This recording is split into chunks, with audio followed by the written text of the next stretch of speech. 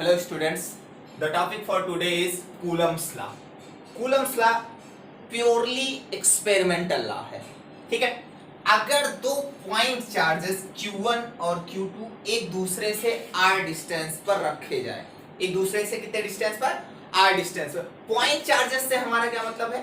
Point charges का मतलब ये होता है कि अब इनका जो चार्जेस का साइज है इनकी डिस्टेंस से बहुत कम हो, मतलब डिस्टेंस जो है इनके साइज की तुलना में बहुत ज्यादा हो, तब ये क्या माना जाएगा? पॉइंट चार्जेस हैं.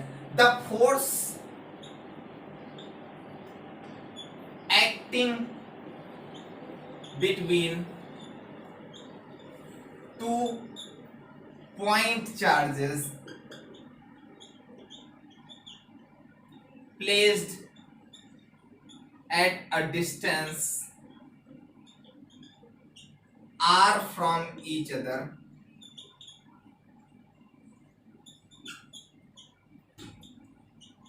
is पहला पॉइंट है directly proportional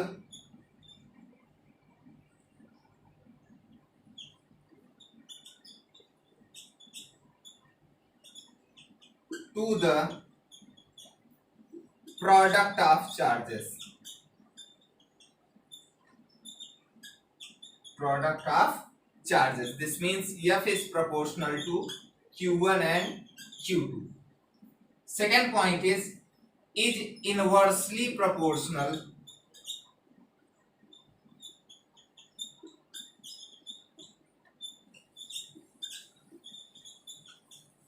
to square of distance between charges.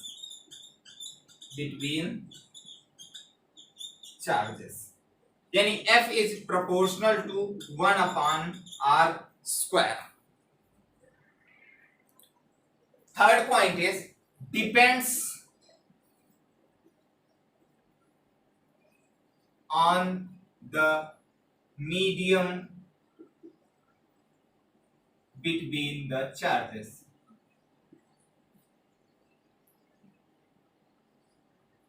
मतलब इन चार्जेस के बीच का जो मीडियम है इस पे भी ये फोर्स डिपेंड करता है. Fourth point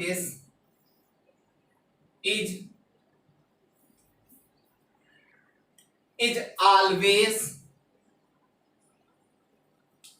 along the line joining the charges. ये हमेशा इसी लाइन पे ही वर्क करेगा, वो चाहे इधर वर्क करे चाहे इधर वर्क करे, लेकिन ये फोर्स जो है हमेशा इसी लाइन के अलोंग वर्क करेगा. ठीक है, इसके बाद last point is repulsive for like charges and attractive for unlike charges. अगर ये चार्जेस सेम है, मतलब सेम नेचर के हैं, जैसे पॉजिटिव पॉजिटिव है, तो ये रिपल्सिव होगा, तो ये फोर्स कैसा होगा? रिपल्सिव होगा. अगर ये चार्जेस अपोजिट नेचर के हैं तो ये फोर्स जो है वो अट्रैक्टिव होगा. अब हम लास्ट के दो को छोड़ देंगे, 1 2 3 को लेके एक रिलेशन बनाएंगे जो हमारा कूलम्स लॉ को वर्क करेगा.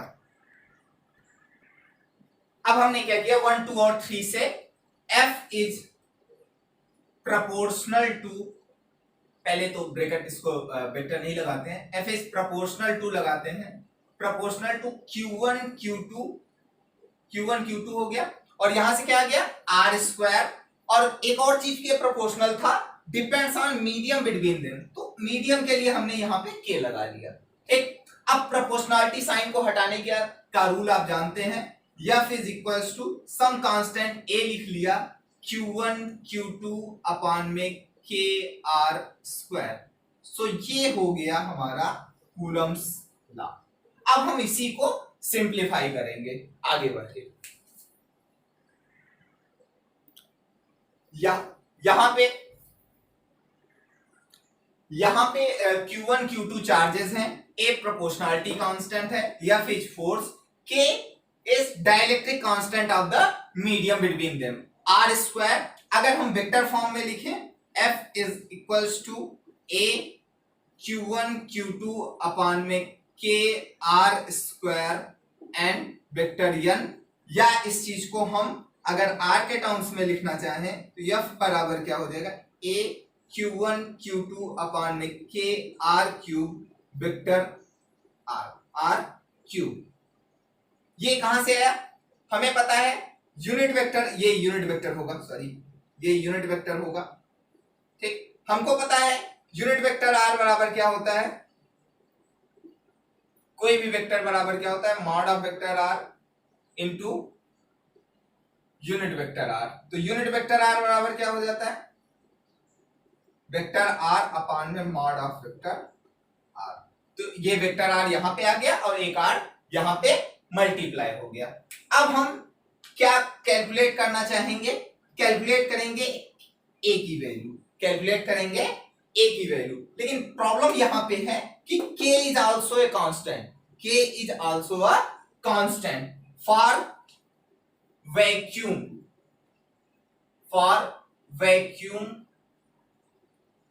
or air, K is equals to 1 and for metal K is infinite, okay। so अब हमें कैलकुलेट करना है A को। तो in CGS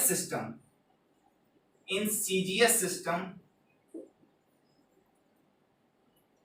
Q1 और Q2 की यूनिट क्या हो जाएगी, Q1 and Q2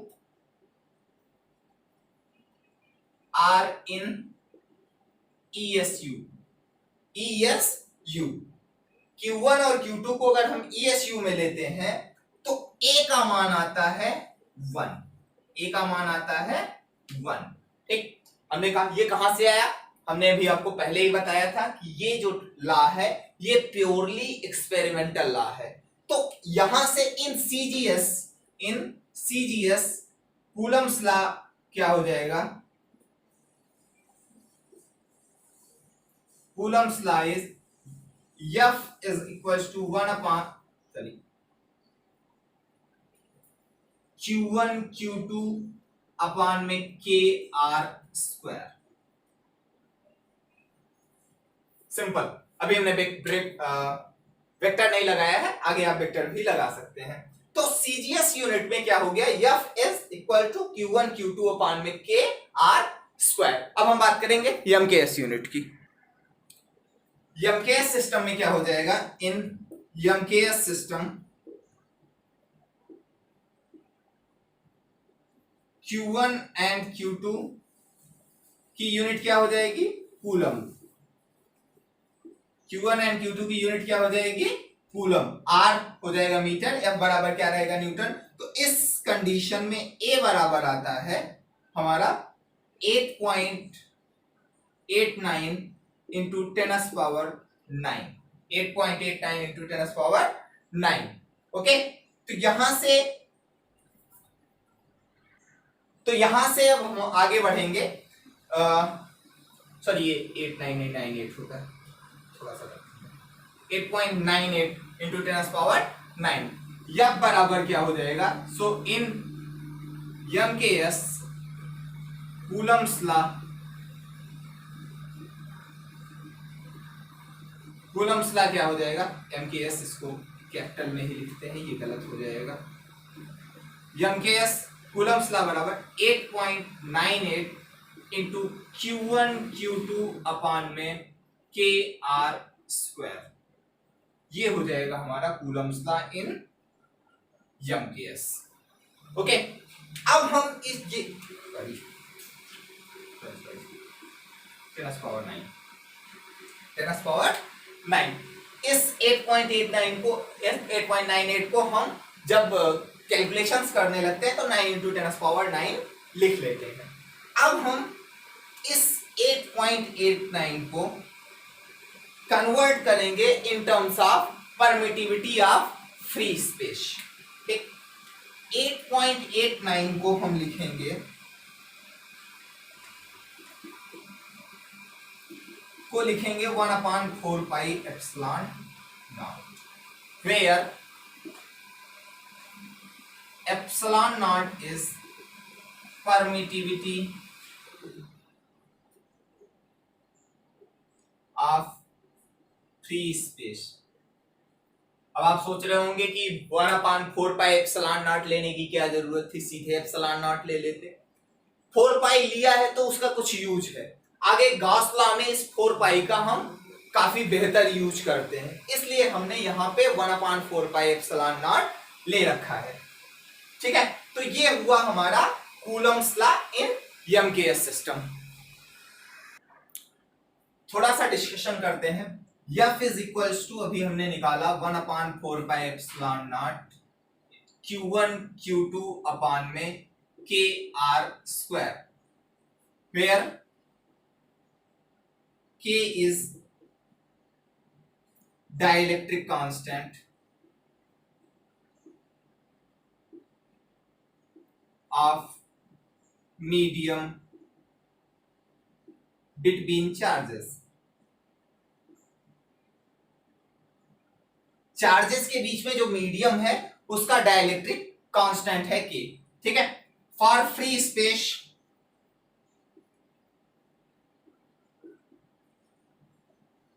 K is equals to 1, K is equals to 1। मैंने बताया ना वैक्यूम के लिए 1 होता है, तो यह फॉर वैक्यूम क्या हो जाएगा 1/4 pi epsilon not Q1 Q2 upon में R स्क्वायर, ये वैक्यूम के लिए हुआ। अगर कोई फॉर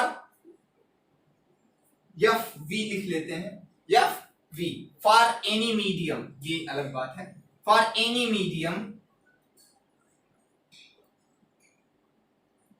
एफ एम बराबर क्या हो जाएगा 1/4 pi epsilon not Q1 Q2 upon में R स्क्वायर, और यहां पे लग जाएगा K। Epsilon not into K को हम क्या लिख लेते हैं,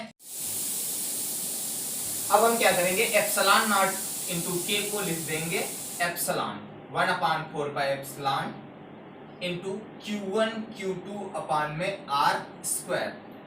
एप्सिलॉन नॉट K को यहाँ पे देखिए, एप्सिलॉन नॉट K को हमने क्या लिखा है एप्सिलॉन, यहां से K बराबर क्या हो जाएगा एप्सिलॉन अपान में एप्सिलॉन नॉट, और इसको एप्सिलॉन R भी हम कहते हैं।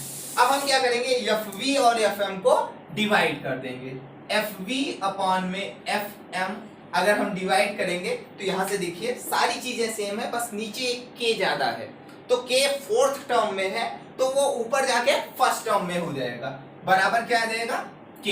यहां से FM बराबर क्या आ जाएगा FV बाई K, मतलब जो वैक्यूम में फोर्स होता है उसका K टाइम्स हो जाता है मीडियम की उपस्थिति में फोर्स। मतलब कोई भी अगर हम इसके बीच में डाइलेक्ट्रिक मीडियम इंस्टॉल करते हैं या रखते हैं तो इस फोर्स का मान जो है घट जाता है। कूलम्स लॉ के बारे में कुछ चीजें जानना बहुत जरूरी है। पहला एक्सपेरिमेंटल लॉ है,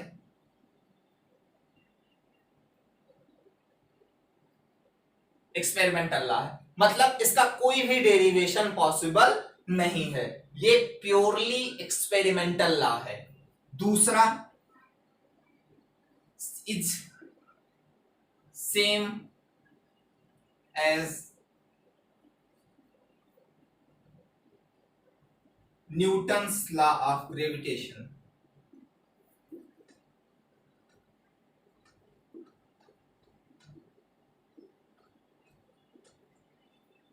सेम एज को हम एनालॉगस भी कह सकते हैं ना, एनालॉगस, एनालॉगस। तो न्यूटन्स लॉ ऑफ ग्रेविटेशन क्या होता था, F is equals to G m1 m2 upon में R स्क्वायर, यहां पे कांस्टेंट होता था प्रोडक्ट ऑफ मासेस और इनवर्स स्क्वायर लॉ। ये F G होता था ग्रेविटेशनल, एंड F इलेक्ट्रोस्टैटिक वाला क्या होता है 1/4 pi epsilon not Q1 Q2 upon में आर स्क्वायर। यहां पे देखिए सिमिलरिटी काफी सारी है, जी यहां पे कांस्टेंट, यहां पे भी कांस्टेंट, यहां पे कि प्रोडक्ट ऑफ मासेस, यहां पे चूंकि मास तो था ही नहीं, चार्ज थे, तो product of charges, inverse square law, inverse square law. But कुछ अंतर है। क्या अंतर है? F E is much much greater than F G. आपको पता है इसका मान होता है 6.67 इंटू टेन पावर माइनस 11 और इसका मान होता है 9 इंटू टेन पावर 9, तो लगभग 10 की पावर 20 टाइम्स ज्यादा होता है इलेक्ट्रोस्टैटिक फोर्स। ओके, सो ए पहला डिफरेंस हो गया कि एफ ई इज, यहां पे डिफरेंस भी समझ लेते हैं, ये डिफरेंस है, ये इनके बीच में एनालॉगस तो है लेकिन डिफरेंस क्या क्या है? F E is much much greater than F जी। दूसरा क्या है? F G is always attractive type, attraction type, while Fe may be attractive or repulsive।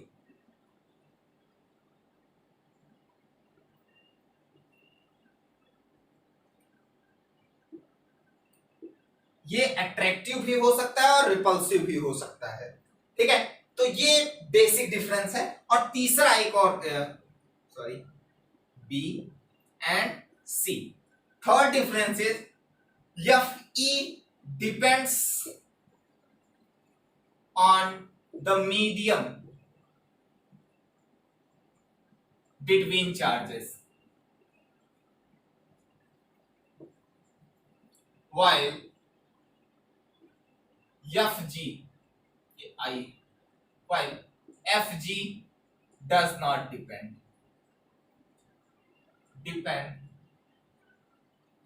on medium between masses,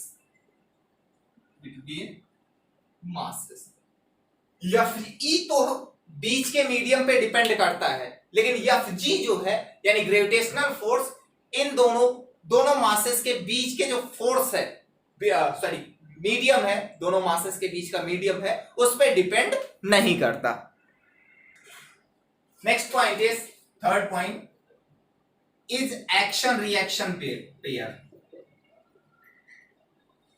action reaction pair, ठीक, मतलब अगर ये Q1 और Q2, Q1 इस पे फोर्स लगाएगा तो ये इस पे फोर्स लगाएगा, ये एक्शन रिएक्शन पेयर फॉर्म करते हैं। तो इस तरीके से ये क्या फॉर्म करते हैं? Action reaction pair.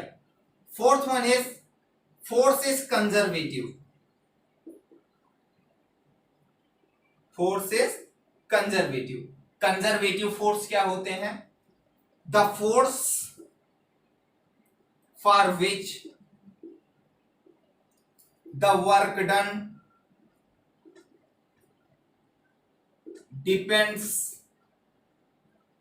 only on initial and final position, not on path followed। Conservative force वो फोर्सेस होते हैं, ये कंजर्वेटिव फोर्स की डिफिनीशन है। कंजर्वेटिव फोर्स वो फोर्स होते हैं जिन पे वर्क डन सिर्फ और सिर्फ इनिशियल और फाइनल पॉइंट्स पे डिपेंड करता है, ना कि पाथ फॉलोड। मतलब समझिए, अगर यहां से यहां तक ले आना, चाहे आप इधर से ले आइए, चाहे आप इधर से ले आइए, चाहे आप इधर से ले आइए, तीनों केसेस में अगर ये कंजर्वेटिव फोर्स है तो ये वर्क डन W1, W2 और W3 आपस में बराबर होंगे। ठीक है, तो ये बात हुई कि ये फोर्स जो है वो कंजर्वेटिव है। Last point is number fifth is the force is not affected by the presence of any other charge। मतलब दो पॉइंट्स के बीच में, दो चार्जेस के बीच में जो फोर्स लग रहा था वो किसी तीसरे की वजह से, ऐसा नहीं कि तीसरा कोई आ गया तो उसकी वजह से इन दोनों का फोर्स आपस में कोई डिस्टरबेंस हो जाएगा, नहीं, इन दोनों का फोर्स जो रहेगा वो रहेगा। हाँ भाई, तीसरे से भी बात कर लेंगे वो अलग की बात है। ठीक, इस चीज को कहते हैं principle of superposition. Principle of superposition, इस चीज को कहते हैं इज फॉलो, मतलब प्रिंसिपल ऑफ सुपरपोजिशन फॉलो किया जाता है। मतलब की बात यह है कि अगर इस चीज को थोड़ा सा और समझते हैं,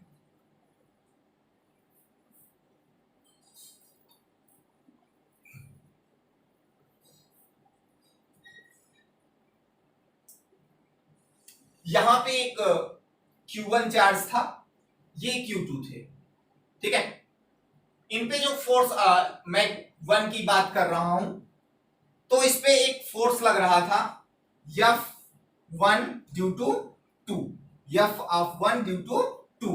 अब हमने क्या किया, एक और चार्ज लेके चले आए Q3, एक और चार्ज लेके चले आए Q3। अब यहां पे जो टोटल फोर्स हो जाएगा F1 that will be equals to, इसी को ऐड कर देंगे, प्लस F1 3, 1 पे 3 की वजह से चार्ज बराबर टोटल फोर्स ऑन Q1, ये हो जाएगा टोटल फोर्स किस पे, Q1 पे। मतलब जितने भी पेयर्स बने सारे पेयर्स का आप फोर्स निकाल लीजिए, फिर सबका वेक्टर सम ले लीजिए। ध्यान दीजिएगा, ये वेक्टर क्वांटिटी है, force is a vector quantity, so हमें वेक्टर सम लेना है, ठीक है। That's it for today, and अगर आपको ये वीडियोस पसंद आ रहे हो तो चैनल को लाइक और सब्सक्राइब जरूर करें।